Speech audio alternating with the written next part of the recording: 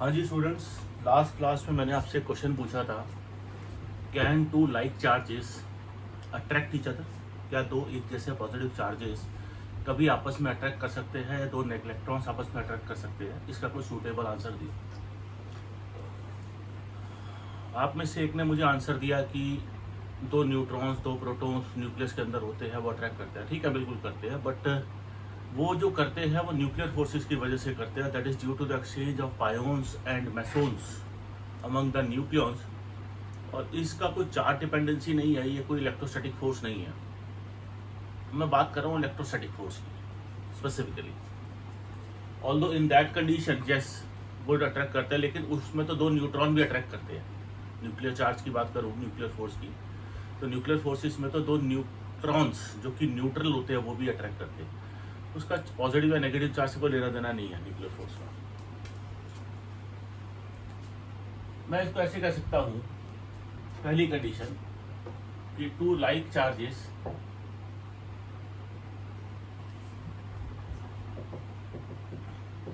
Attract if number one, दो like charges attract करेंगे। कब करेंगे? जब size of one is very large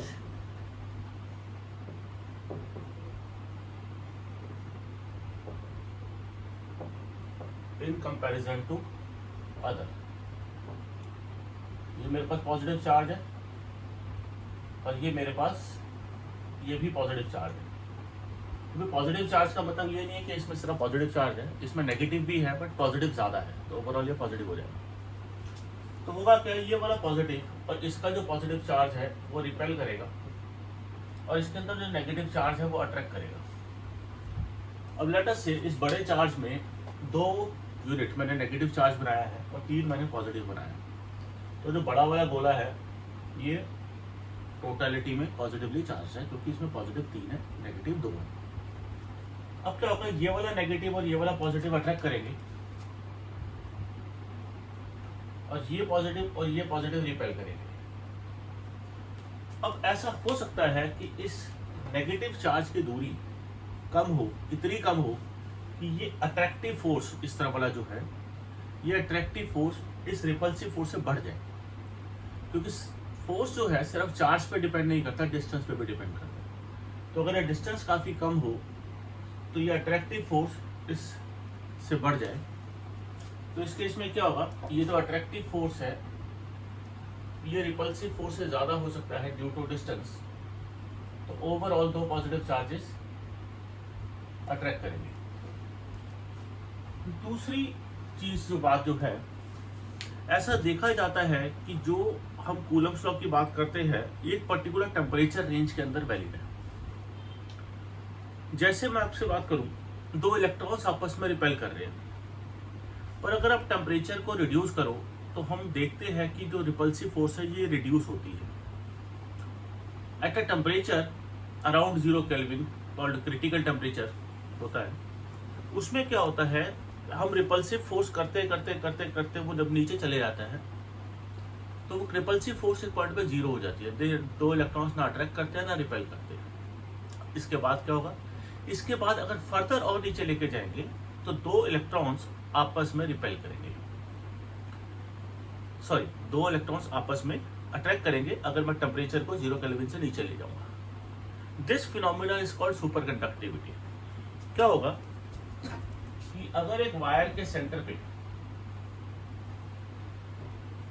सारे इलेक्ट्रॉन्स आपस में अट्रैक्ट करेंगे तो इलेक्ट्रॉन्स आकर सेंटर पे एक डेंस क्लाउड बनाने में सब आपस में चिपक गए। This is dense electron cloud, जिसकी वजह से जब हम पोटेंशियल डिफरेंस देंगे तो आपस में बिना कोलाइड किए ये एक तरफ मूव करेंगे। और मैं ऐसा मानता हूं कि इस कंडीशन में मेरी रेजिस्टेंस जो है 0 हो जाती है। ऑल्दो हो सकता है आप यहाँ पर सोच रहे हो कि 0 केल्विन का टेम्परेचर तो अटेनेबल ही नहीं है, तो सर क्यों बात कर रहे हैं। 0 केल्विन का टेम्परेचर अटेनेबल नहीं है, लेकिन 0 के नज़दीक पे हम जहाँ भी पहुँचे हैं तो वहाँ तक हम इस पैटर्न को फॉलो करते हैं कि जैसे जैसे आप नीचे जा रहे हो रिपल्सिव फोर्स कम होती जा रही है और हम जहाँ पर भी 6 या 7 केल्विन तक पहुँचे हैं वहाँ तक रिपल्सिव फोर्स ऑलमोस्ट नलीफाई हो जाती है। और चार्जेस की प्रॉपर्टीज से हम ऐसा देखते हैं कि रिपल्सिव फोर्स अगर 0 होगी तो उसके बाद फोर्स अट्रैक्टिव होगी, ठीक है ना। तो ये एक कॉन्सेप्ट है, इस तरीके से भी हो सकता है, क्योंकि सुपर कंडक्टिविटी में अगर हम कल को टेम्परेचर 0 केल्विन अटेन कर पाए तो हम ऐसा भी कर पाएंगे, पर हम ऐसा अभी तक हम साइंटिफिकली सुपर कंडक्टिविटी का कॉन्सेप्ट इसी चीज़ पे बेस्ड है कि अट्रैक्शन शुरू होती है 0 केल्विन से नीचे और रिपल्शन खत्म हो जाती है।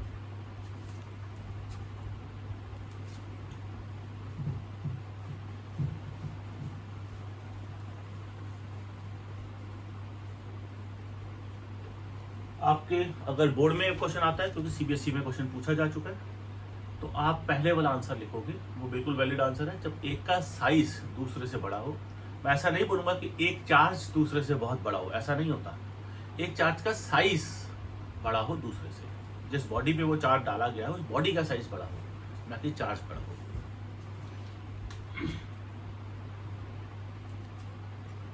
हमने आज पढ़ना था torque on an electric dipole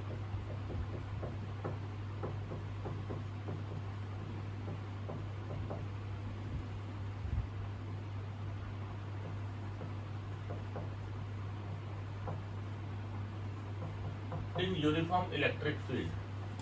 Torque on an electric dipole in uniform electric field. सबसे पहले बात करें यूनिफॉर्म इलेक्ट्रिक फील्ड को कैसे दिखाते हो आप? Uniform electric field is represented by straight parallel equidistant lines. They are represented by straight, parallel and equidistant lines.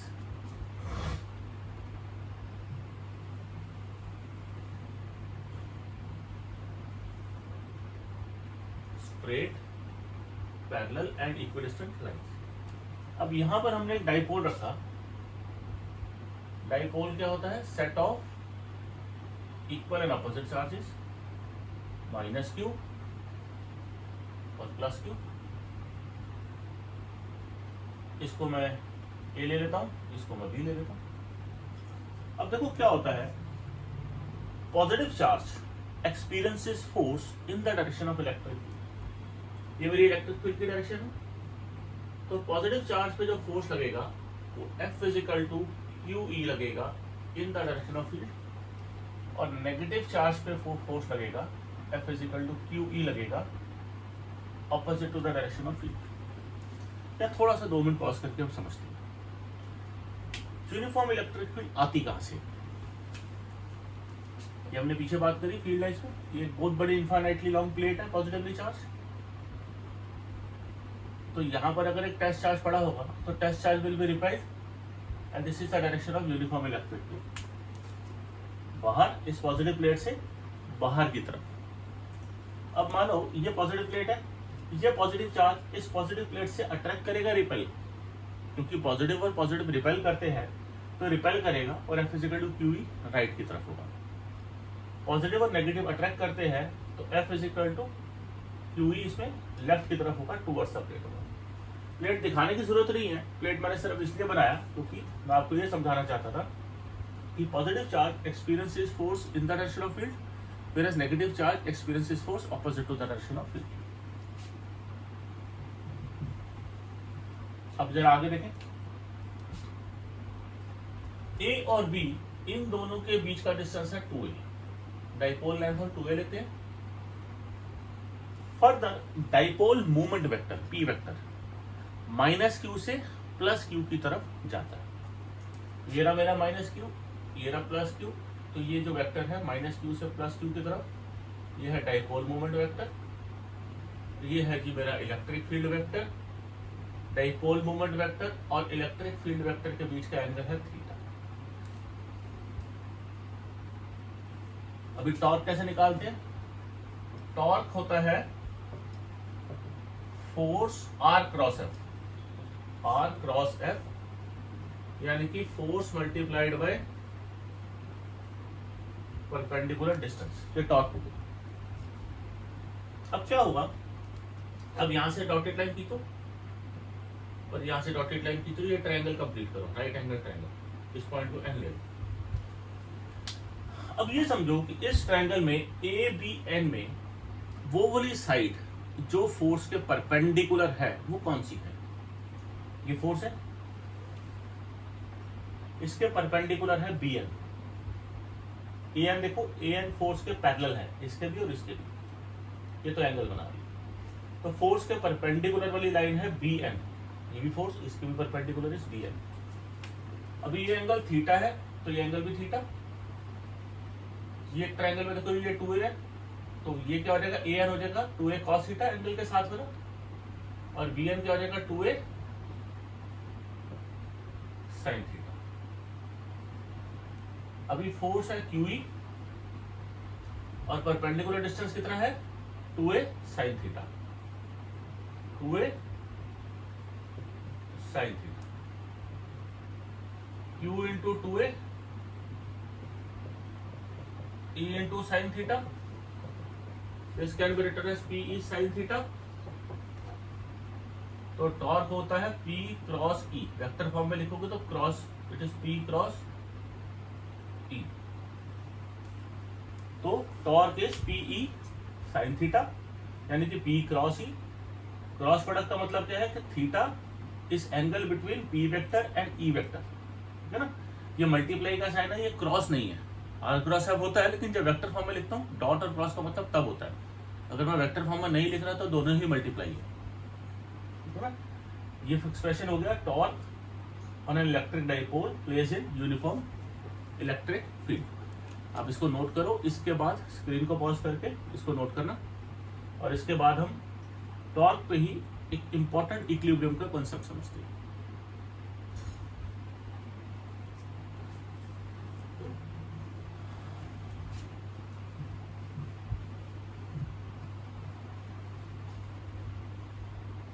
अभी देखो इसमें कुछ पॉइंट्स लिखते हैं। Torque is PE sin theta, और ये मैक्सिमम कब होगा,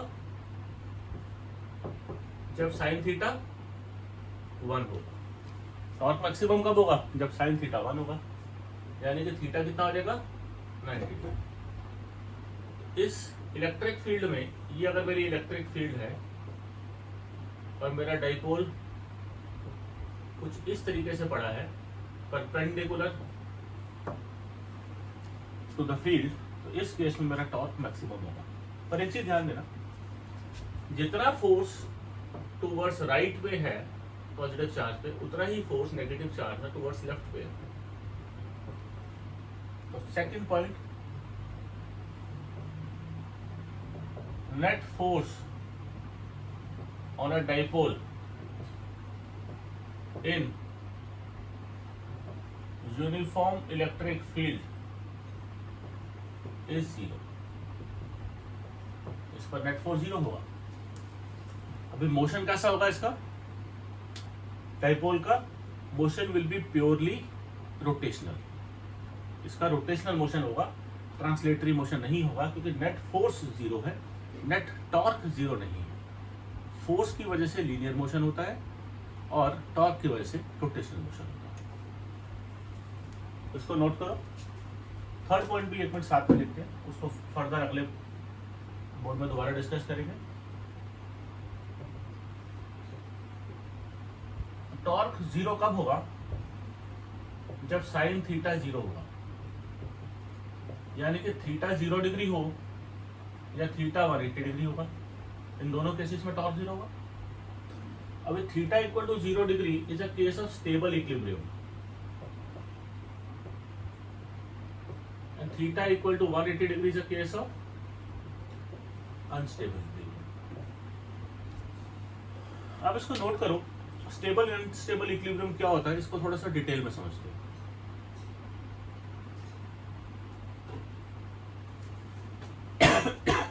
ठीक है जी, अब स्क्रीन को पॉज करके इसको नोट करो।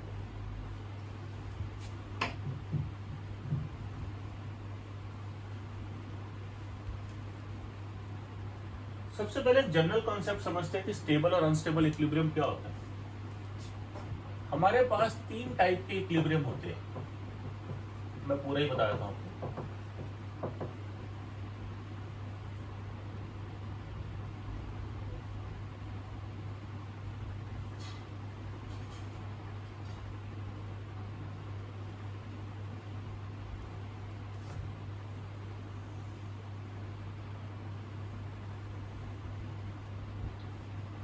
ये प्लेन सरफेस है और प्लेन सरफेस में मैंने एक बॉल को रखा है। ये बॉल है, प्लेन सरफेस में पड़ी है। इसका नेट फोर्स इस पे 0 है, ये रेस्ट पर है, तो मैं इसको इक्विलिब्रियम में मान सकता हूं। ये जो इक्विलिब्रियम है इसको बोलते हैं न्यूट्रल इक्विलिब्रियम। Neutral equilibrium. अगर मैंने इसको हल्का सा इधर डिस्प्लेस करके यहाँ रोकने की कोशिश करी तो ये यहाँ पर रुक जाएगी, ना लेफ्ट पे जाएगी ना राइट पे जाएगी, तो ये न्यूट्रल इक्विलिब्रियम है। इसकी पोटेंशियल एनर्जी भी 0 है, क्योंकि कोई दूसरा पॉइंट इसके पड़ोस में नहीं है जो इससे नीचे हो या ऊपर। तो मैं 0 मान सकता हूँ। हर पॉइंट की पोटेंशियल एनर्जी, हर पॉइंट की पोटेंशियल एनर्जी सेम है अड़ोस पड़ोस वाली। तो मैं ऐसा बोल सकता हूँ कि अगर रिलेटिव इन नेचर है पोटेंशियल एनर्जी, तो अगर एक पॉइंट की 0 है तो दूसरे की 0 है, तो डिफरेंस नहीं है। यहाँ पर समझो कि मैंने बॉल को रखा नीचे, ये यहाँ डाल दिया, इसकी एक हॉलो पाइप है और पाइप के बीच में बॉल डाल दिया, फ्रिक्शनलेस है, ये रेस्ट पर है, नेट फोर्स इस पे भी 0 है। इसको बोलेंगे स्टेबल इक्विलिब्रियम। क्यों? क्योंकि अगर मैं इस बॉल को सरका के इधर ले आऊं और अब छोड़ूं तो ये इनिशियल पोजीशन पे वापस आएगी, आगे ओवरशूट करेगी ड्यू टू इनर्शिया, और सिंपल हार्मोनिक मोशन में थोड़ा सा ऑसिलेट करने के बाद अपने इनिशियल पोजीशन पर आकर रुक जाएगी, जहां से शुरू हुई थी वहीं आकर रुक जाएगी। तो क्योंकि इसको छेड़ने के बाद, हिलाने के बाद ये अपनी इनिशियल पोजीशन पर वापस आ रही है, तो इस टाइप के इक्विलिब्रियम को मैं स्टेबल इक्विलिब्रियम बोलता हूं। इसका पोटेंशियल एनर्जी इज मिनिमम, क्योंकि इस पॉइंट की हाइट जहां पर ये इनिशियली था अपने सारे पड़ोसियों से सबसे कम है,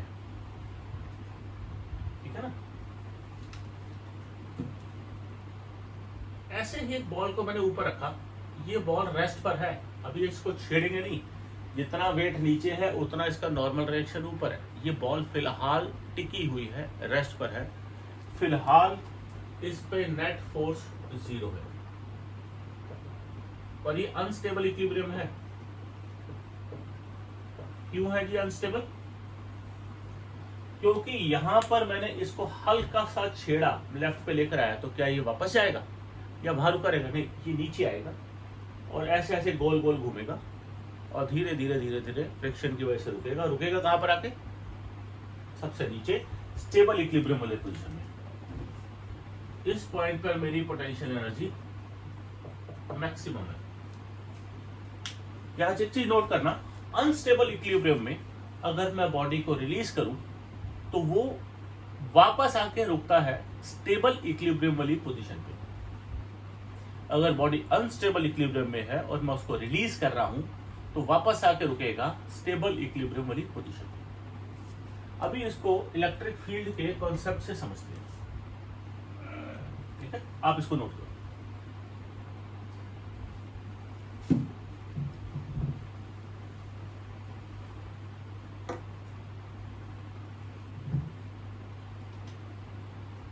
थीटा इक्वल टू 0 डिग्री का मतलब है torque is PE sine theta. The angle between dipole moment vector and electric field vector is 0.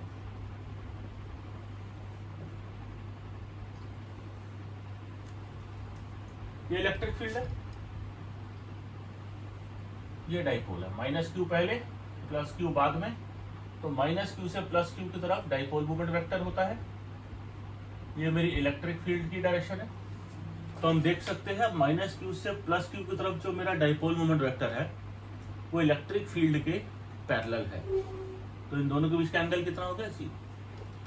Positive वाले पे फोर्स लगेगा QE नेगेटिव वाले पे फोर्स लगी QE इस तरफ, तो क्या हुआ, आप जितनी फोर्स इधर खींच रहे हो राइट पे उतनी फोर्स से लेफ्ट पे भी खींच रहे हो।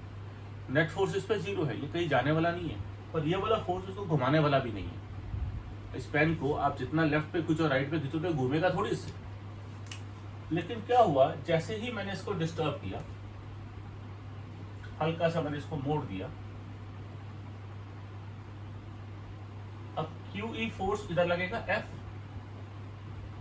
और इस पर फोर्स कहां लगेगा, इस तरफ। और ये वाला फोर्स, इसको इनिशियल पोजीशन हमारी ये थी, ये डॉटेड लाइन। अब ये सोचो कि अगर मैं इसको ऐसे खींचूंगा, एक स्ट्रिंग से ऐसे रॉड है और स्ट्रिंग को इसको इस तरफ खींच रहा हूं, तो ये इसको क्लॉकवाइज इस तरफ घुमाएगी, और इसको घुमा के कहां ला रही है, मीन पोजीशन की तरफ वापसी। तो टॉर्क जो है, इसको अगर मैं ऐसे खींचूंगा, इस पेन को इधर से पुश करूंगा, तो ये देखो ये पेन ऐसे घूमेगा क्लॉकवाइज।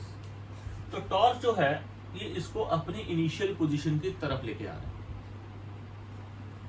इनिशियल पोजीशन पे आएगा, ये ओवरशूट करेगा, लेकिन जब वो दूसरी तरफ चले जाएगा ओवरशूट करके, अब देखो पॉजिटिव वाले पे फोर्स इधर, नेगेटिव वाले पे फोर्स इधर। अब जब ये इस तरफ गया तो वापस इसको इस तरफ, तो ये डमरू की तरह ऐसे ऐसे हिलेगा, ऐसे ऐसे ऐसे ऐसे। तो ड्यू टू फ्रिक्शन ये जाके अपनी मीन पोजीशन पे थोड़े टाइम बाद रुक जाएगा, क्योंकि स्टेबल इक्विलिब्रियम है। स्टेबल इक्विलिब्रियम में हिलाओगे तो थोड़ा सा हिलता है, ऑसिलेट करेगा और अपनी इनिशियल पोजीशन पे आके रुक जाएगा। तो angle theta equal to 0 degree is a condition of stable equilibrium. It is a condition of stable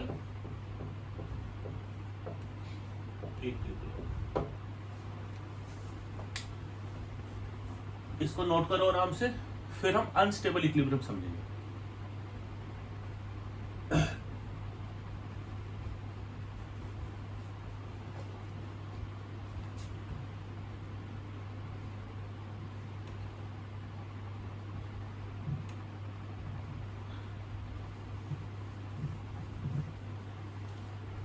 दूसरा है when theta is equal to 180 degree,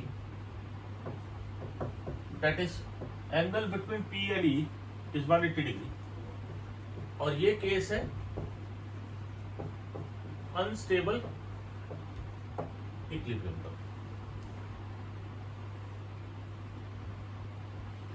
ये इलेक्ट्रिक फील्ड वेक्टर है,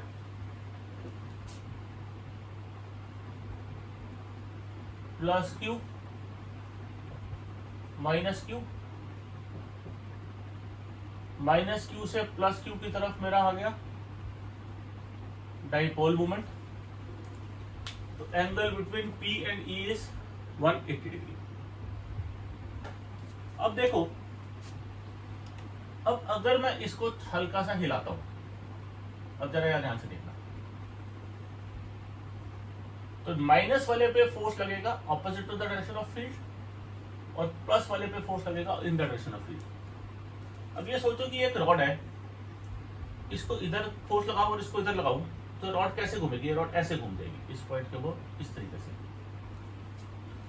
तो ये जब इधर घूमेगी तो ये अपनी इनिशियल पोजीशन की तरफ तो नहीं आई ना वापस, ये भाग गई दूसरी तरफ। तो इसमें हम क्या लिखेंगे, once disturbed it never comes back to its original position. तो once disturbed dipole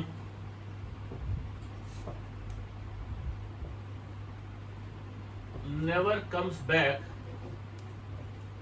to its initial position। अभी वापस नहीं आएगा तो इस टाइप के इक्विलिब्रियम को हम अनस्टेबल इक्विलिब्रियम बोलेंगे। फिर पूछ रहा हूं आपसे, जहां से वापस नहीं आएगा तो कहां जाके रुकेगा, ये रुकेगा स्टेबल इक्विलिब्रियम वाली पोजीशन पे, ठीक है ना। अभी आपका 1 नंबर का क्वेश्चन आता है बोर्ड में, which orientation of electric dipole corresponds to position of stable equilibrium. तो आपने आंसर सिर्फ लिखना है theta equal to 0 degree. Which orientation of electric dipole corresponds to equilibrium of unstable equilibrium. So answer is 180 degree. बहुत ज्यादा explain नहीं करना क्योंकि 1 नंबर में आता है, एक्सप्लेनेशन आपकी समझने के लिए। ठीक है।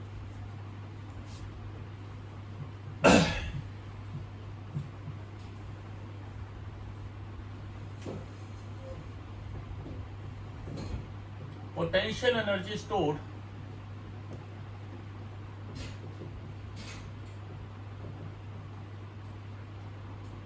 in an electric dipole.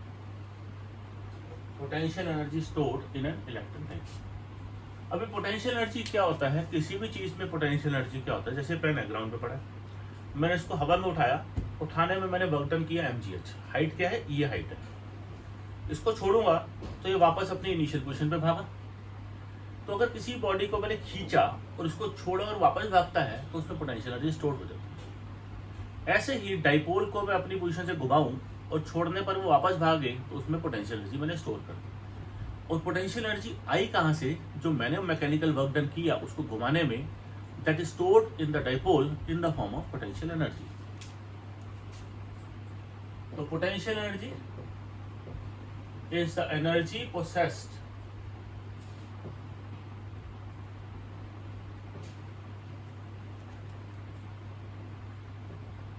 by a dipole in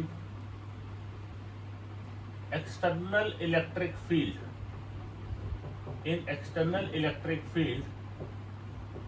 due to its position, by virtue of its position। अब ये किसके बराबर है, it is equal to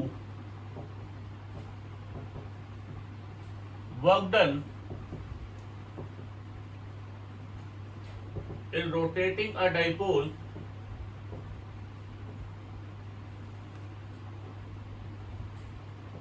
by an angle theta। अब थीटा में let's say theta 1 to theta 2, हमको angle define कर लेते हैं इनिशियल और फाइनल, क्योंकि हम जनरलाइज डेरिवेशन कर रहे हैं। Let small work done in rotating a dipole by small angle d theta. Let small work done in rotating a dipole by small angle d theta is dw, वो होता है torque into displacement. देखो linear motion में जो हमारा work done है वो force into displacement होता है, और रोटेशनल में फोर्स की जगह लगाते हैं टॉर्क और डिस्प्लेसमेंट की जगह लगाते हैं एंगुलर डिस्प्लेसमेंट। टॉर्क होता है PE sine theta into d theta.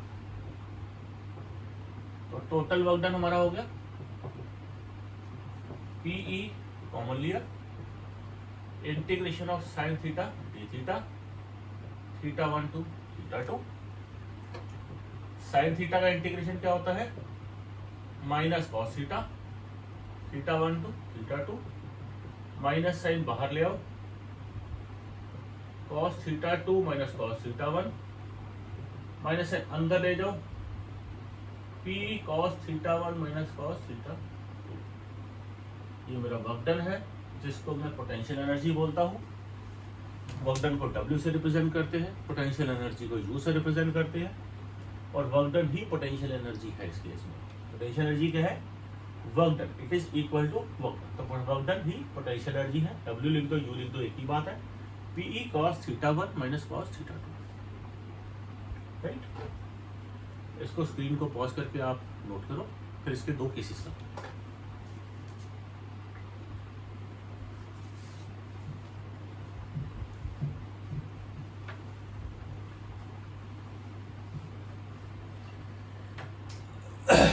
Potential energy is PE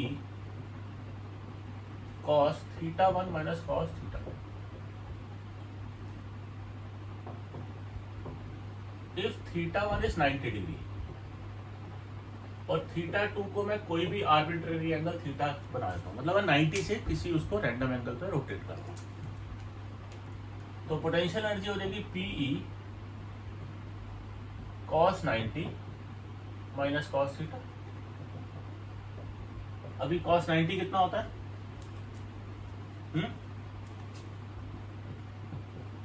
0 माइनस cos थीटा, तो minus p E cos theta, तो u is equal to minus p dot E, या पी ई कॉस थीटा लिख दो dot product के बाद। दूसरा case, अगर थीटा 1 मेरा 0 डिग्री है और थीटा 2 को किसी आर्बिट्रेरी एंगल थीटा बनाना है, और वैल्यू पुट करो, पी ई थीटा 1 0 और theta 2 theta, cos 0 minus cos theta, cos 0 कितना होता है 1 माइनस कॉस थीटा। अब यहां एक चीज ध्यान दो, अगर आपके पास न्यूमेरिकल आता है calculate potential energy stored when theta is 60 degree, तो थीटा 1 तो मुझे दे नहीं रखा। जब भी मुझे थीटा 1 नहीं दे रखा, मैं थीटा 1 90 डिग्री लूंगा अपनी तरफ से। जब भी मुझे थीटा 1 नहीं दे रखा, मैं थीटा 1 90 डिग्री लूंगा। I use this formula, potential energy stored when dipole movement is making an angle 60 degree with electric dipole is minus VE cos 60। ये नहीं लगाऊंगा। इनिशियल थीटा 1 मुझे एक रेफरेंस लेना है, और रेफरेंस हमेशा हम मैक्सिमम वाले से शुरू करते हैं, मैक्सिमम टॉर्क वाले से, यानी कि PE थीटा 1 जो है मैं मैक्सिमम रेफरेंस में 90 लूंगा। कि याद रखना है, अगर थीटा 1 मैं रिपीट कर रहा हूं, थीटा 1 नहीं गिवन होगा, तो आप ये मत सोचना कि थीटा 1 नहीं गिवन, अपनी तरफ से उसको 90 ले लो। 0 नहीं लेना, 180 भी नहीं लेना, 90 ही लेना है, राइट। इसको नोट करो। यहाँ पर हमारे थ्योरी के आर्टिकल्स खत्म होते हैं, इसके बाद आप नोट करो, इसके बाद हम न्यूमेरिकल्स करेंगे।